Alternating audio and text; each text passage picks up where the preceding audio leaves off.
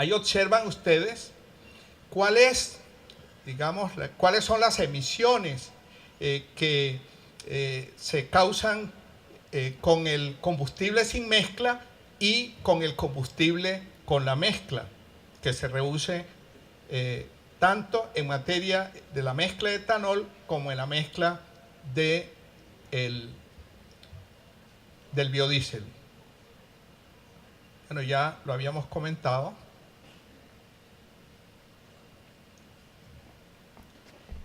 Quiero terminar haciendo este comentario que creo que nos va a ser muy útil en la discusión de la fórmula a la que llegue la CREC para la fijación del precio de los combustibles.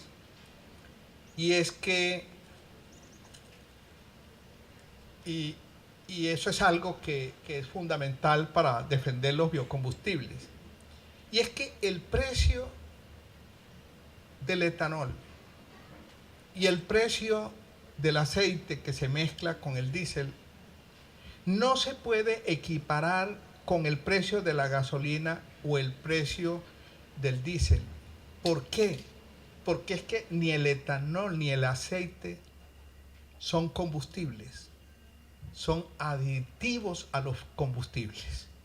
Entonces usted no le puede dar no puede pretender que el precio del etanol, que hay que sembrarlo, hay que cultivarlo, hay que transformarlo, hay que procesarlo, vaya a competir con el precio de la gasolina, cuando el petróleo no hay que cultivarlo, no hay que sembrarlo, hay es que extraerlo, lo extrae y lo refina y ahí están los combustibles. Pero hay algo más, es que los precios de la gasolina y el precio del diésel que ustedes pagan en la estación de servicio no refleja el costo real. Ahí hay unos costos ocultos que usted no está pagando en el precio en la estación de servicio. ¿Cuáles son esos precios ocultos? Lo primero es que los combustibles producidos a partir del petróleo, desde el momento en que se extrae un barril de crudo, y si usted le toma lo que llaman la huella de carbono y suma las emisiones de gases de efecto invernadero hasta que se quema en la combustión del motor, todas esas emisiones de gases de efecto invernadero que van a la atmósfera son las causantes del cambio climático. ¿Cuánto le costó al país, para hablar de Colombia nomás, cuánto le costó al país la ola invernal del 2010-2011? ¿Cuánto le ha costado al país el fenómeno del Niño, que todavía no hemos terminado de salir de él? Y tanto la niña como el niño son consecuencias del cambio climático, y el principal responsable del cambio climático fue el consenso en diciembre pasado, donde estuvieron más de 180 países representados en París. Los principales responsables son los combustibles de origen fósil. O sea, el petróleo, el carbón y el gas son los causantes de ese cambio climático. Pero además, en el caso de Colombia, ustedes, a pesar de que todos nos quejamos de que el precio del galón de combustible está muy costoso y decimos es de los más costosos del mundo, resulta que no hay tal. Miren lo siguiente: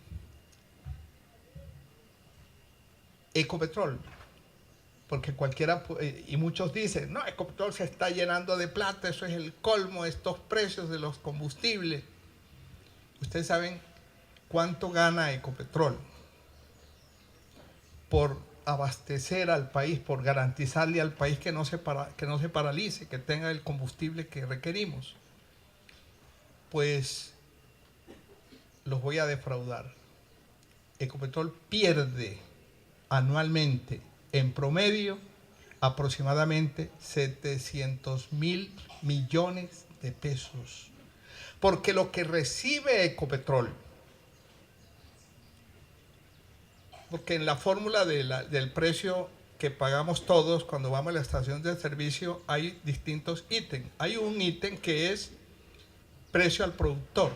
El productor, porque aquí el único que refina, el único que produce gasolina y diésel es Ecopetrol. ¿Cuánto recibe Ecopetrol? Ecopetrol recibe por debajo de lo que le cuesta producirlo. Y nos aguantamos porque Ecopetrol se aguanta el brinco porque sigue siendo una empresa estatal. Ande Ecopetrol no fuera una empresa del Estado, un momentico, a cuento de qué voy yo a asumir pérdidas. Entonces, el segmento de refinación de Ecopetrol, repito, en promedio, cada año pierde 700.000 millones de pesos. Dicho de otra manera, si a Ecopetrol se le pagara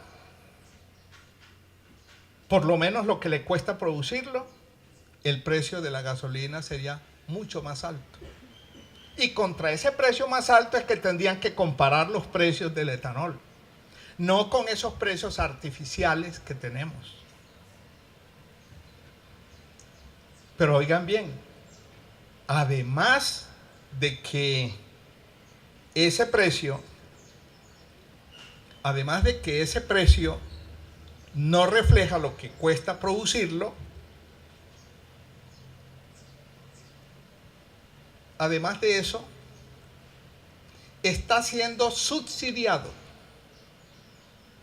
Miren esto, entre el año 2004 y el año 2013, en 9 años, ¿sabe a cuánto ascendió el subsidio que asume el Estado colombiano en el precio de los combustibles al consumidor final? En 9 años, 19 billones con B de pesos. Si no tuviéramos ese subsidio de los 19 billones de pesos, ¿en cuánto estaría el galón de gasolina? ¿En cuánto estaría el galón de diésel?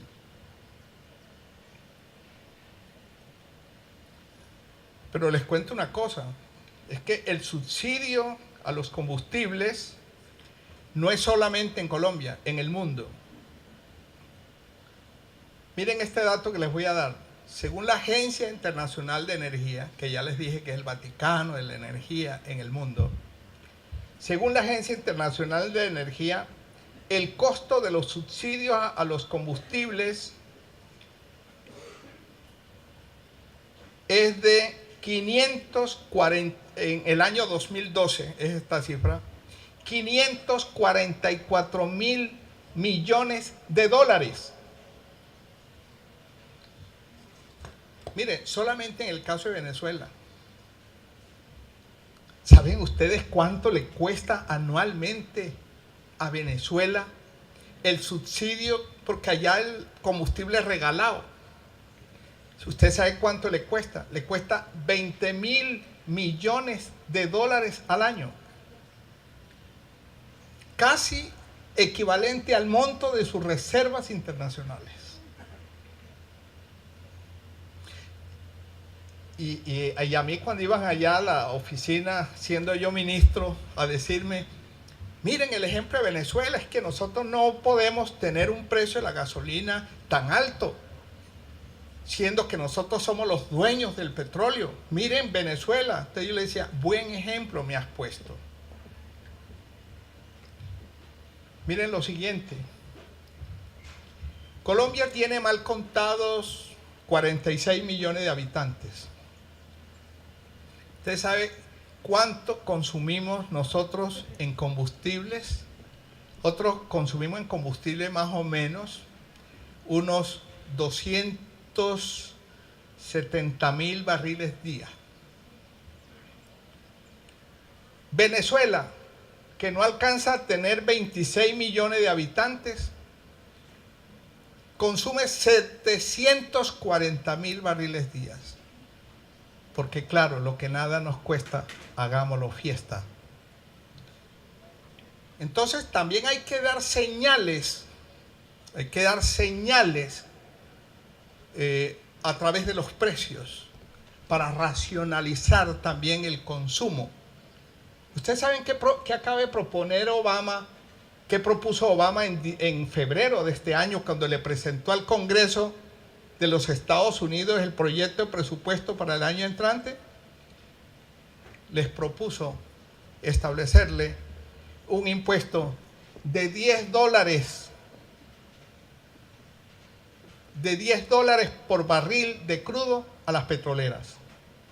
$10 que si llega a aprobarlo el Congreso, lógicamente son $10 más que va a valer el barril de crudo, y ese barril de crudo le va a costar $10 más a las refinadoras, y por lo tanto en la refinación al consumidor final, a los combustibles, le van a trasladar ese sobreprecio.